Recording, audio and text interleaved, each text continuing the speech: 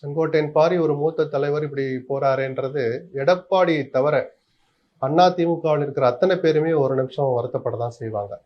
தனிப்பட்ட முறையில் செங்கோட்டையன் யாரையாவது பிடிக்காமல் இருந்தால் அந்த தனிநபர்கள் எல்லாம் தவிர்த்துடுங்க. பொதுவாக அதிமுக முக்கிய நிர்வாகிகளுக்கு இது சந்தோஷமான செய்தி அல்ல.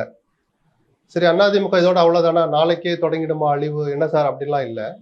வெளியே தெரியாத அளவுக்கு ஒரு எதிர்மறையான ஒரு இம்பேக்டை இந்த சம்பவம் நிகழ்த்த தான் போகுது.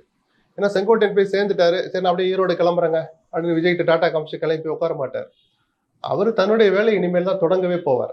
அதிமுகவில் தன் பேச்சை கேட்கிறவர்கள், தன்னை நம்பி வரணும்னு நினைக்கிறவங்களுக்கு ஒரு நம்பிக்கை கொடுத்து வாங்க இங்கே செயல்படலாம், அங்கே அந்த கட்சி இனி ஒன்றும் சரி வராது, எடப்பாடி இருக்கிற வரைக்கும் அந்த கட்சி சரி வராது அப்படின்னு சில விஷயங்களை சொல்லி மேலும் பல பிரபலங்களை அவர் இழுப்பார் இல்லையா. இதுதான் இந்த நேரடியா இல்லாம மறைமுகமான ஒரு இம்பாக்ட் அதிமுகவுக்கு எதிராக ஏற்படுத்தும் நான் சொன்னேன். தொண்டர்களும் வருத்தப்படுவாங்க, தலைவர்கள்னு நான் சொன்னேன். தொண்டர்கள் நிஜமாகவே வேதனைப்படுவான்.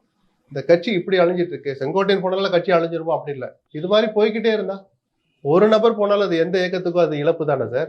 இது எடப்பாடி என்ன புரிஞ்சுக்க மாட்டாருங்கிற வேதனை இருக்கு. இந்த வேதனை தான் மதுரை மாநாட்டுல, 2வது மாநாட்டுல விஜய் சொல்லி காமிச்சது.